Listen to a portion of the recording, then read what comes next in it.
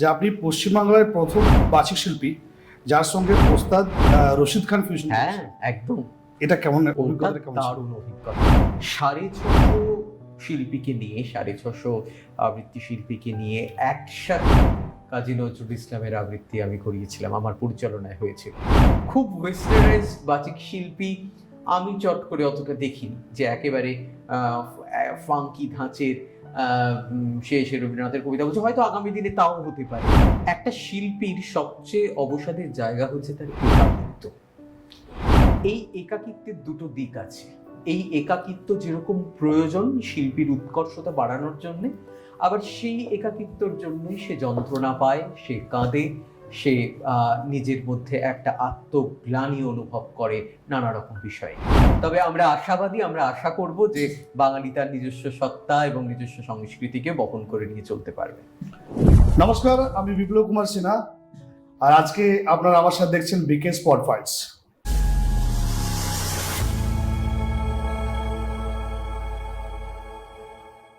আজকে এমন একজন ব্যক্তিত্বকে আমি নিয়ে এসেছি আমার বিকে স্পট ফাইলসে, যার পরিচয় শুধু তার কণ্ঠ। সারা বাংলা এবং বাঙালির যে ভাষা, বাংলা ভাষা, তার ঐতিহ্যকে তিনি প্রায় 18 বছর ধরে বহন করে চলেছেন। আমার সাথে আছেন আজকে শুভদীপ চক্রবর্তী। নমস্কার Shubhadeep, welcome to my show. একদম, খুব ভালো লাগছে এসে। কেমন লাগছে বলো? খুব সুন্দর, এত সুন্দর সাজানো হয়েছে সেট, এবং পুরো ইনফ্রাস্ট্রাকচার যেভাবে সাজানো হয়েছে খুবই ভালো লাগছে। অনেকদিন পর দেখা হলো। একদমই। আর একেবারে বিপ্লবদার যতগুলো পরিচয় আমি জানি, তার সাথে আরেকটা ভীষণভাবে যুক্ত হয়ে যাচ্ছে সঞ্চালনা। না, এটা তো আমার ছোটবেলা থেকে একটা ড্রিম ছিল। মানে সবকিছু একটু করে টাচ করে গেলাম। একদম। কখনো অ্যাক্টিং, কখনো বিজনেস, কখনো একেবারেই। মানে কি বলবো, যে গান, প্রডিউসিং, নিউজ, মিডিয়া তো কিছু অ্যাঙ্কারিং করেছিলাম। আর পডকাস্টটা আমার একটা নিজস্ব একটা স্বপ্ন। আচ্ছা, সেটা তোমাকে দিয়ে শুরু করব। থ্যাংক ইউ সো মানে much. I am blessed to have you in thank my you. Show. শুরুতে তুমি তোমার যে জীবনী শুরু করেছিলে ছোটবেলায়, তুমি তো প্রায় 650টা নজরুল কবিতা আবৃত্তি করেছো। না, ওইটা হচ্ছে আমার এটা একটা খুব বড় কাজ হয়েছে, যে নেতাজি ইন্ডোর স্টেডিয়ামে এবছর সর্বভারতীয় সঙ্গীত ও সংস্কৃতি পরিষদের 50 বছর উপলক্ষে 650 শিল্পীকে নিয়ে, 650 আবৃত্তি শিল্পীকে নিয়ে একসাথে কাজী নজরুল ইসলামের আবৃত্তি আমি করিয়েছিলাম, আমার পরিচালনায় হয়েছিল। এবং সেখানে কল্যাণ সেন বরাটের পরিচালনাতেও প্রায় 1200 শিক্ষার্থী এবং শিল্পীরা তারা গানে গলা মিলিয়েছেন। এটা একটা খুব বড় মানে কি বলবো, প্রাপ্তি। কেননা নেতাজি ইন্ডোর স্টেডিয়ামের মতন জায়গায় এত মানুষকে একত্রিত করে যখন একটা কোনো কাজ হয়, তখন তার একটা অন্যরকম আনন্দ। তো তোমার কি স্বপ্নটা ছোটবেলা থেকেই, মানে তুমি কি স্থির ছিলে যে আমি বড় হয়ে একজন বাচিক শিল্পী হব? না না, ছোটবেলাতে তো স্থির মানে কিছুই সেগুলো ভাবনা চিন্তাটা থাকে না। ইনফ্যাক্ট আমার মনে পড়ছে যে আমাকে কি হতে চাই, সেই প্রশ্নটা এক এক সময়ে এক একজন প্রশ্নটা করলে আমি তাদের এক একজনকে এক একটা উত্তর দিতাম। মানে স্থির নয় না, কাউকে বলতাম যে আমি প্রফেসর হতে চাই, কাউকে বলতাম ডাক্তার হতে চাই, কাউকে বলতাম অন্য কিছু হতে চাই। তবে শিল্প বা শিল্পীর সাথে ছোটবেলায় যখন পড়াশোনা করতে, যখন স্কুল লাইফ, আমি টকিং অ্যাবাউট স্কুল লাইফ, যখন তুমি মানে স্কুল লাইফ পড়াশোনা করতে, তখন তো নিশ্চয়ই তোমার মনের মধ্যে একটা কোথাও তো ছিল যে আমি এটা হতে চাই, বা আমি এরকম একটা মানুষ হতে চাই। এইটা না, আমি বলতে চাইছি যে বাবা মা কি কোনো প্রেসারাইজ করেছে যে শুধু তুই এটাই হতে হবে? না না না, বাবা মা কিছু এরকম প্রেসারাইজ পথে করেনি। একটা এগিয়ে যা। আমার পারিবারিক দিক থেকে যে খুব এই শিল্প সংস্কৃতির সাথে যোগাযোগ সেরকম কিছু নয়, ঠিক আছে। বাবা আইনজীবী, তার পরিবৃত্তটা পুরো অন্যরকম, মা হাউসওয়াইফ। তো সেখানে দাঁড়িয়ে যে পরিবার থেকে খুব কবিতা, গান, এরকম একটা দারুণ পরিবেশ পেয়েছি, তা কখনো নয়। আমার ডিসিশনটা বলা যেতে পারে যে ওই উচ্চ মাধ্যমিক পরীক্ষার পর আমি যখন কলেজ সেক্টরে ঢুকলাম, তখন ডিসিশন নিলাম যে কি অনুপ্রাণিত করেছিল, কি বিষয় বা কোনো মানুষ মনে বা হলো কোনো বিষয় তোমাকে অনুপ্রাণিত কি করেছিল? মনে হলো ওই যে দাঁড়িয়ে যখন আমি আবৃত্তি করছি, এত মানুষ শুনছে আমার পরিবেশনা, এবং তারা এসে তাদের ভালো লাগার কথাটা বলছে, এই জায়গাটা আমাকে খুব পাশাপাশি বন্ধু বান্ধবরা তোমাকে ইন্সপায়ার করেছিল? বন্ধু বান্ধবরা ভীষণ তুই এটা করতে পারিস, বা তুই এদিকে এগিয়ে যা, তুই আরো ভালো। একদমই তাই।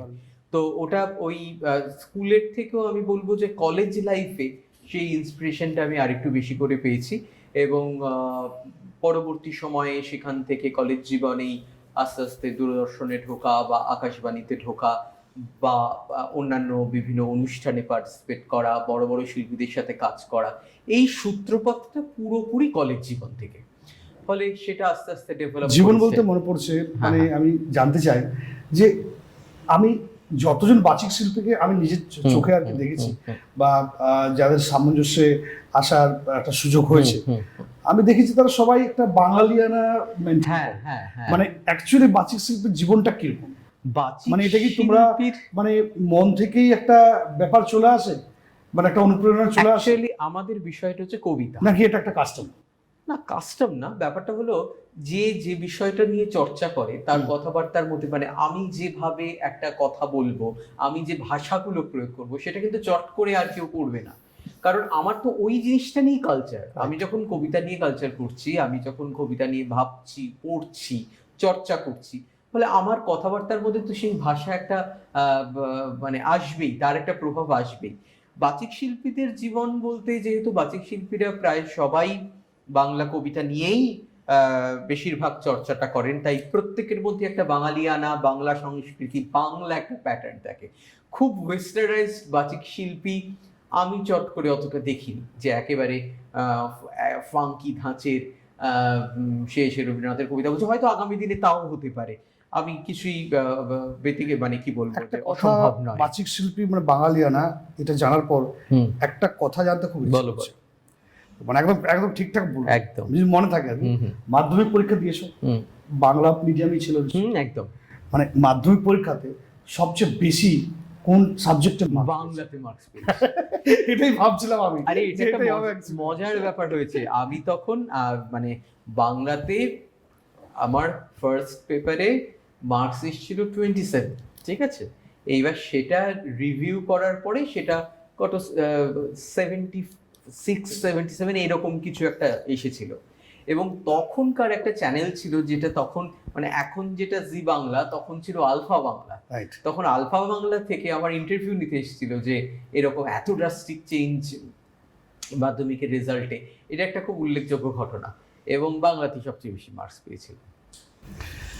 আচ্ছা, মানে একজন ছাত্র থেকে এই মানে শিল্পী হয়ে ওঠা, হ্যাঁ, মানে মানে এই জার্নিটা কেমন ছিল? মানে খুব সুমধুর ছিল? একেবারেই না, কেননা আমার বাড়িতে খুব একটা এই কবিতা নিয়ে কাজ করব বা আবৃত্তি নিয়ে কাজ করব সে ব্যাপারে অত মদত ছিল না, এবং তারা ভয় পেয়েছে যে একটা অনিশ্চিত ভবিষ্যৎ, এতটা যেটার মানে কি বলবো, অত নিশ্চয়তা নেই। যেমন ধরো একটা ডাক্তার বা ইঞ্জিনিয়ার বা পাইলট বা যে কোনো একটা ক্যারিয়ার যদি আমরা বা নিই বা অ্যাক্টিং হিসেবে যদি আজকাল ধরে নিই, কিন্তু একটা বাচিক শিল্পী কেউ যদি বলে যে আমি একজন বাচিক শিল্পী হতে চাই, খুব একটা ব্যাপক মানে উঁচু জায়গায় না পৌঁছলে আমার মনে হয় না যে ইকোনমিক যে ব্যাপারটা আর কি, অর্থনৈতিক যে ব্যবস্থাটা আমাদের বাচিক শিল্পীর জন্য যেটা মানে আমাদের মানে যে পরিবেশে আছে বা সমাজ পরিবেশে আছে, সেটা কি আদৌ স্যাটিসফ্যাক্টরি বলে মনে করো? না, একেবারেই না। মানে শিল্পীদের তো একটা কোথাও, বিশেষ করে যত দিন যাচ্ছে, আমার তো মনে হয় যে ইনসিকিউরিটি সর্বস্তরে চলে যাচ্ছে। সবচেয়ে বড় ব্যাপার ডিজিটাল এবং ডিজিটাল যুগে আরেকটা যেটা ব্যাপার হচ্ছে, কারণ আমরা গ্রামের দিকে শুনেছিলাম ছোটবেলায় যাত্রা হতো, যাত্রাপালা, গ্রামে যাত্রাপালা বা শহরে যাত্রাপালা, এবং তার সাথে অর্কেস্ট্রার সাথে কিন্তু কবিতা আবৃত্তি এবং কণ্ঠশিল্পীর বিভিন্ন একদম বাচিক শিল্পীর বিভিন্ন গল্প বলার টেকনিক, এবং তার মানে একটা মানুষকে সম্মোহিত করতো। কিন্তু এই ডিজিটাল যুগে তোমরা বাচিক শিল্পী হয়েও তোমাদের সেই ক্যারিয়ার একটা আমি বা যে কি বলবো, যে পেশাদারিত্ব যে ব্যাপারটা, তার কি অর্থনৈতিক আমি একটা কথা বলি যে সাফল্য আছে?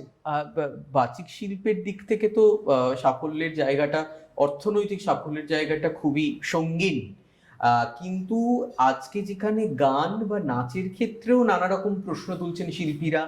কিছুদিন আগে শ্রাবণী সেন বলছেন এখন গান গেয়ে আর জীবিকা নির্বাহ করা যাবে না।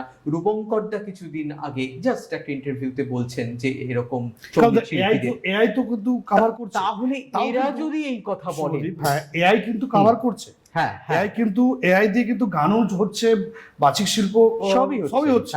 তা আমরা তো মানুষ বলে আর মানুষ তো থাকবো না আগামী 10 বছর বা 15 বছর পর। তাহলে বাচিক শিল্পীদের ভবিষ্যৎটা কি এই ডিজিটাল এবং এআই যুগে? আমি এটাই জানতে চাইছি। বাচিক শিল্পীদের ভবিষ্যৎ এখন মানে এটা কি আবার অ্যান্টিক হয়ে থেকে যাবে না তো, মিউজিয়ামে থেকে যাবে না?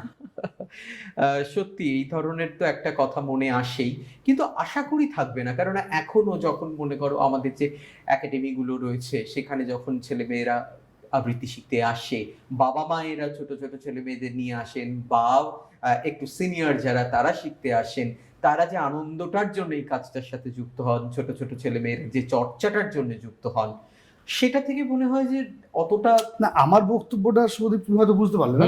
আমি বলতে চাইছি আজকের দিনে ট্রাম্প রাস্তাঘাটে যে ট্রাম্প এখন আমরা বাঁচিয়ে রেখেছি ব্রিটিশ আমল থেকে, বাঁচিয়ে রেখেছি তো ট্রাম্প, আবার হাত টানা রিক্সা বাঁচিয়ে রেখেছি তো, যেগুলো আমরা ঐতিহ্য বলি, বা ইউলো ট্যাক্সি হয়তো কদিন পরে সেটা হয়ে যাবে।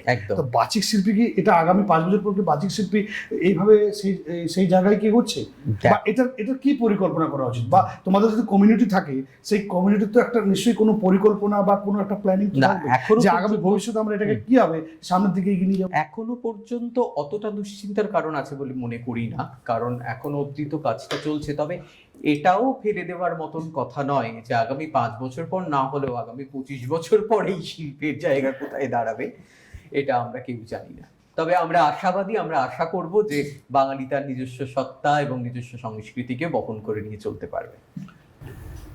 শুভদীপ একটা মানুষ, তার স্ট্রাগল আছে, সাকসেসও পেয়েছে, লাইমলাইটও এসেছে। লাইমলাইটে এসে শুভদীপের কি মনে হয়েছে? আর কখনো কি শুভদীপ কখনো ফ্রাস্ট্রেশনের মধ্যে দিয়ে গেছে? ভীষণ। একটা শিল্পীর সবচেয়ে অবসাদের জায়গা হচ্ছে তার একাকিত্ব। এই একাকিত্বের দুটো দিক আছে। এই একাকিত্ব যেরকম প্রয়োজন শিল্পীর উৎকর্ষতা বাড়ানোর জন্যে, আবার সেই একাকিত্বর জন্যই সে যন্ত্রণা পায়, সে কাঁদে, সে নিজের মধ্যে একটা আত্মগ্লানি অনুভব করে নানা রকম বিষয় নিয়ে। সুতরাং এই একাকিত্বের ভালো দিক মন্দ দিক দুটোই একজন শিল্পীকে বহন করতে হয়। অবশ্যই অবসাদ একজন শিল্পীর জীবনে আছে, এবং আমি জানতে চাইবো, বা আমার দর্শকরা জানতে চাইবে যে তুমি জীবনে লাস্ট কখন ফ্রাস্ট্রেশনে ভুগেছিলে, আর জীবনে সবচেয়ে আনন্দের দিনটা কোন সময় ছিল তোমার?